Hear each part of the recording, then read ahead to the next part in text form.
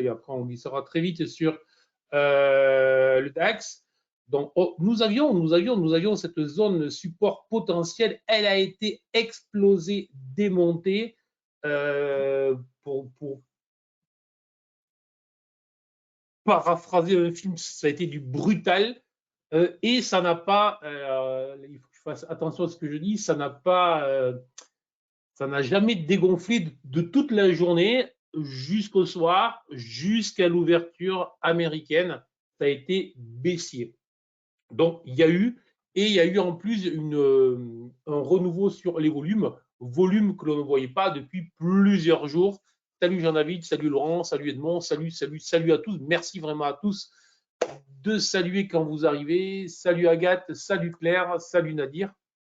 Et vraiment, donc ça a été brutal jusqu'au soir où là, effectivement, jusqu'à l'ouverture américaine qui était en baisse, mais beaucoup moins marquée, et donc il y a eu une stabilisation. Voilà. Alors, peut-être que certains sont surpris parce que si on lit les gros titres, ou si vous lisez les journaux, si vous ne les lisez pas, ou si vous lisez sur Internet, peut-être que vous pensez que tout ça vient de la problématique du fameux plafond de la dette aux États-Unis.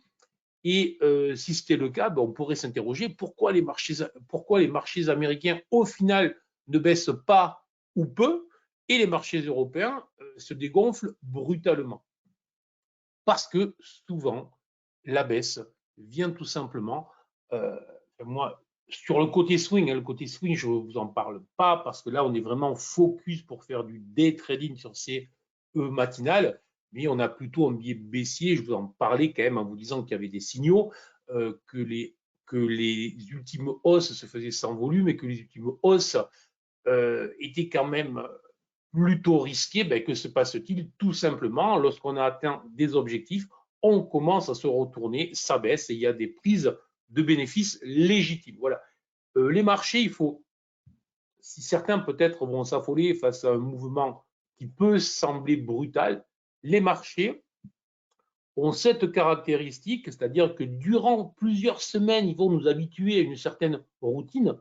Pour ceux qui sont là depuis le 3 avril, souvenez-vous, je vous disais tous les jours ou presque range, topiche, on n'ira pas beaucoup plus haut que les niveaux actuels. La preuve, on est en train de redescendre fortement, mais je vous disais topiche, range, mais je vous disais, ne croyez pas que je vais vous répéter ça tous les jours, tout le temps, ça va changer, et quand ça change, c'est là où des fois, et notamment lorsqu'on est des day traders, c'est là où c'est un peu compliqué de switcher, puisque on a, donc switcher, j'emploie des fois des anglicismes de trader, de changer de comportement rapidement, c'est-à-dire que j'étais sur un mode, je travaillais mon range, j'étais sur des petites volatilités, sur des marchés qui ne bougeaient pas ou peu, et soudain, le marché s'énerve vers le haut ou vers le bas, plutôt vers le bas lorsqu'il s'énerve, puisque la volatilité arrive avec les marchés baissiers et les vagues de baisse, et soudain, là, je suis pris de court, tout ce que je faisais avant ne marche plus, et c'est souvent là que ça se grippe, c'est que ça coince. Donc très important, crucial, très important lorsqu'on est des traders, de bien très vite faire le changement. Et là, moi, un des outils les plus prêches pour ma paroisse, mais quels que soient les outils que vous utilisez, il faut avoir ce type d'outils.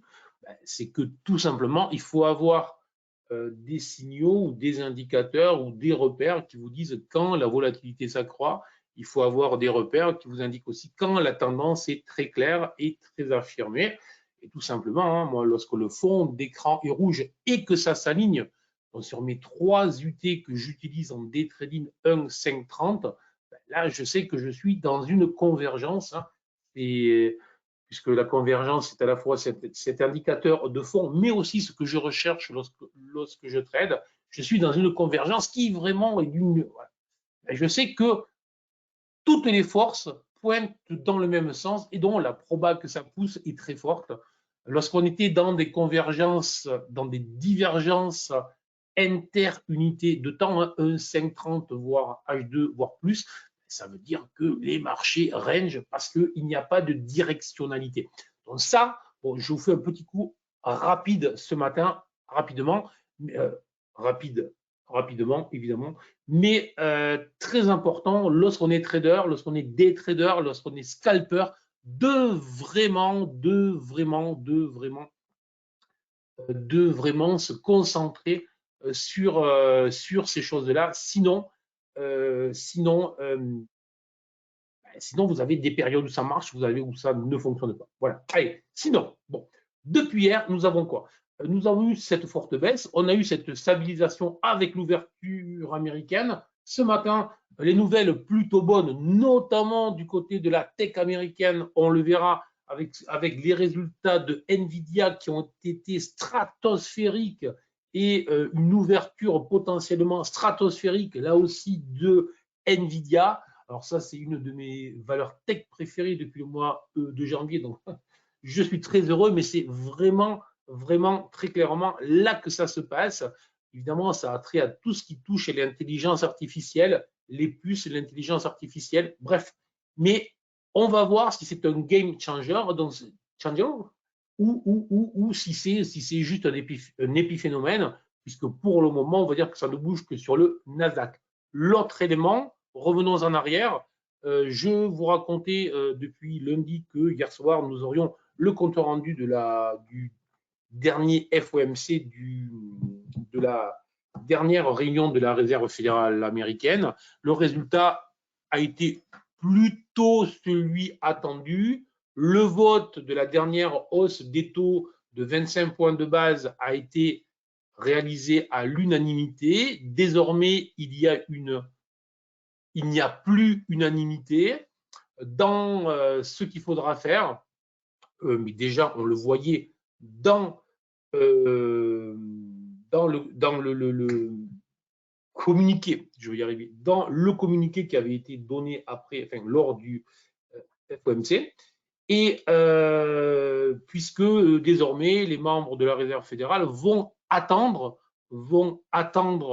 les chiffres économiques et les chiffres de l'inflation, les deux, hein, chiffres de l'activité et chiffres de l'inflation, pour décider d'une prochaine hausse de taux sur les 2 prochaines réunions.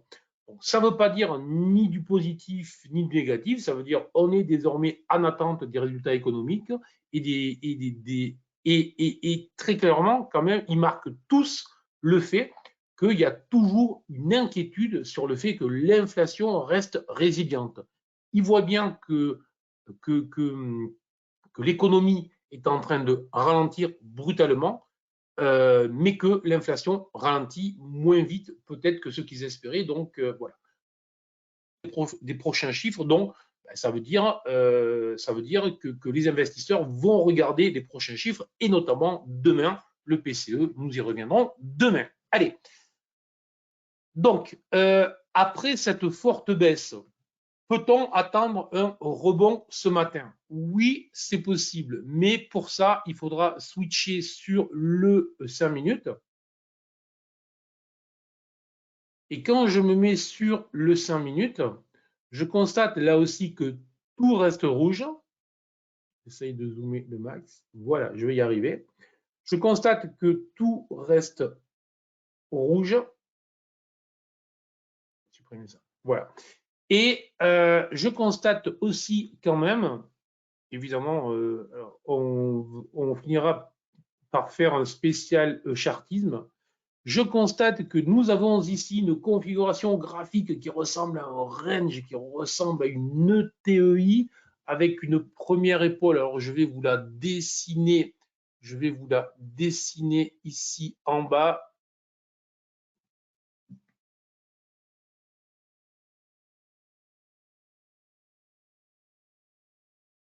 Jolie tête. Et là, on a une deuxième épaule de type, là aussi, rounding bottom très long.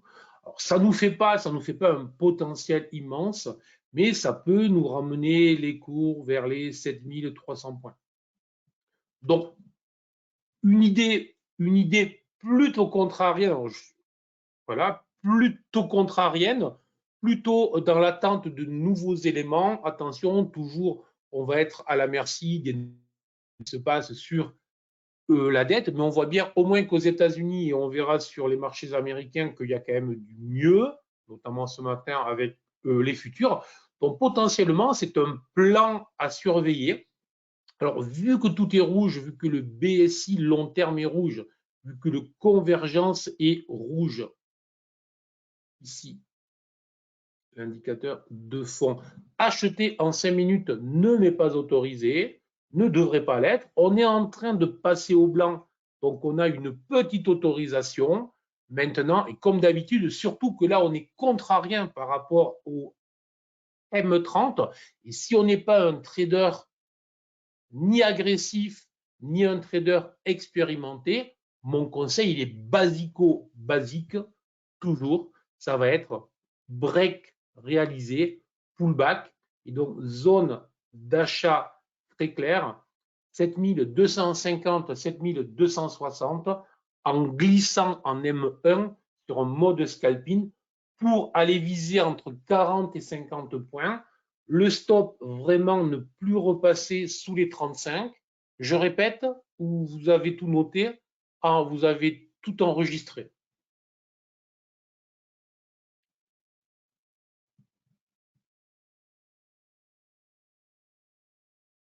Donc, attention, notez, alors, attention, donc j'insiste bien, stratégie contrarienne, donc plutôt réservée aux expérimentés.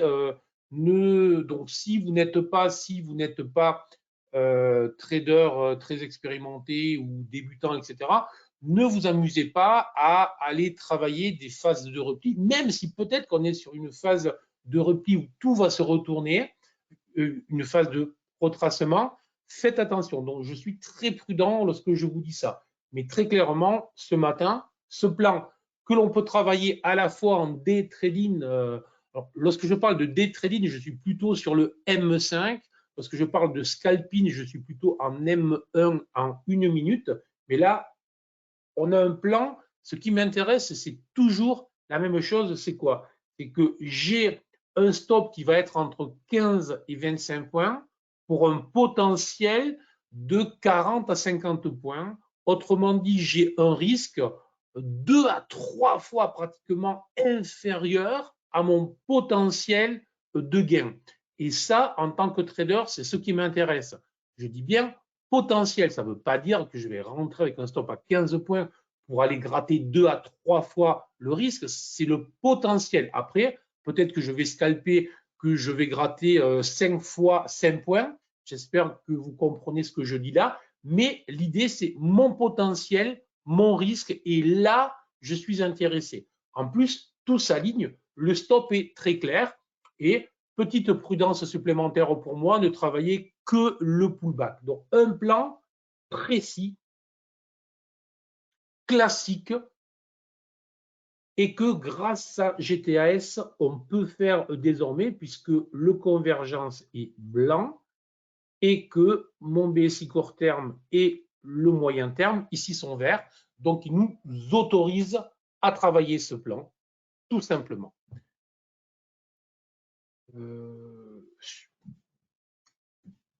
Voilà. De combien doit-on monter avant le pullback? Je ne vais pas, vous te donner un nombre de points parce que là, c'est vraiment de. Attends, je l'ai collé, oui. C'est vraiment de l'adaptation à ce que le marché nous proposera. D'accord, voilà. Ce type de plan, la balançoire, moi, je parle du report d'amplitude RA, donc qui nous ramène sur les 7300 points.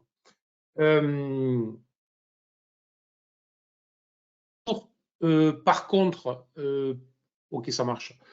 Par contre, l'idée aussi, il faut que ça se fasse ce matin rapidement. Donc, on peut compter 9h30, 10h moins le quart maximum. là aussi, au-delà de 9h45, honnêtement, peu de probas, on abandonnera ce plan. Donc là aussi, c'est important de se fixer une échéance sur les horaires. Bien évidemment, mais là, je ne vais pas vous le faire, si ça monte derrière, si ça monte, et tant qu'on restera, on verra les niveaux, mais 7350, etc., je surveillerai pour passer plutôt baissier. Hein. Donc, voilà.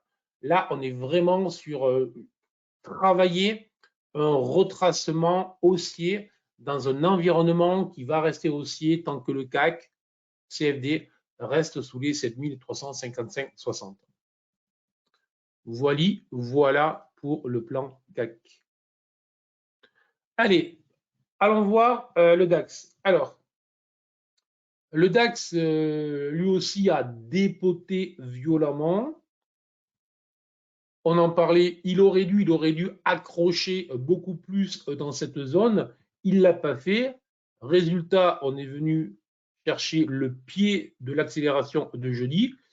Et aujourd'hui, potentiellement, on est en train de se retourner baissier. Je dis bien potentiellement, car au final, on a fait cet excès haussier jeudi, vendredi dernier, et on se retrouve au milieu du diamant, le fameux diamant que l'on surveillait. Bon, ça signifie tout simplement qu'il va falloir une nouvelle preuve d'amour pour les baissiers, autrement dit une nouvelle vague baissière pour valider ce retournement de durée plus longue. Mais pour l'instant, clairement, ça faisait plusieurs semaines que le DAX ne nous avait pas proposé un environnement avec une convergence baissier aussi long et aussi large, et surtout avec un nuage, hein, parce que le nuage marque bien la volatilité, et donc il marque la force de la tendance qui s'est mise en place. D'accord? Ça signifie tout simplement que tout rebond, là, et à ce stade, je ne dis pas du tout qu'il ne va pas y avoir de rebond. Je dis qu'à ce stade, sur le CAC, j'ai un petit signal, j'ai une configuration qui est intéressante, qui peut être travaillée. Sur le DAX, je ne l'ai pas. Donc, l'idée sur le DAX, ça va être de surveiller soit, et ça doit être une des premières fois que je vous en parle, des cassures de support, car des cassures de support désormais dans cet environnement peuvent être travaillées, oui, cassures de support, on peut les travailler. Jusqu'à présent, je vous disais, on ne les travaille pas ou je ne les travaille pas. Et évidemment, toute phase de rebond, toute vague, tout rebond doit être l'occasion de se positionner, de surveiller. Alors, il ne s'agit excusez-moi, il ne s'agit pas de se positionner agressivement dès lors que ça rebondit, mais il s'agit de tranquillement s'asseoir dans son fauteuil, les pieds sur le bureau, si vous le voulez, lorsque ça grimpe, et d'attendre et éventuellement de rentrer en plusieurs fois sur les signaux baissiers, sur l'UT que vous travaillez. Encore une fois, peut-être que vous êtes en 1 minute, en 2, en 3, en 5, je ne sais pas, peut-être qu'il y en a qui sont en tic, et lorsque ça rebondit dans cet environnement baissier, puisque tout mon fond d'écran est rouge, ça signifie que la tendance de fond est désormais baissière. Dans cet environnement-là, tout ce qui rebondit, pour moi, doit être surveillé pour être shorté. Et comme je n'ai pas là de signal, comme sur le CAC, qui m'indique une entrée avec un stop raisonnable et un objectif qui m'intéresse, ben, je vais travailler que je vous indique baissier sur rebond, tout simplement. Suivant. Allez, on va garder le Nasdaq pour la fin. On va aller voir le Wall Street.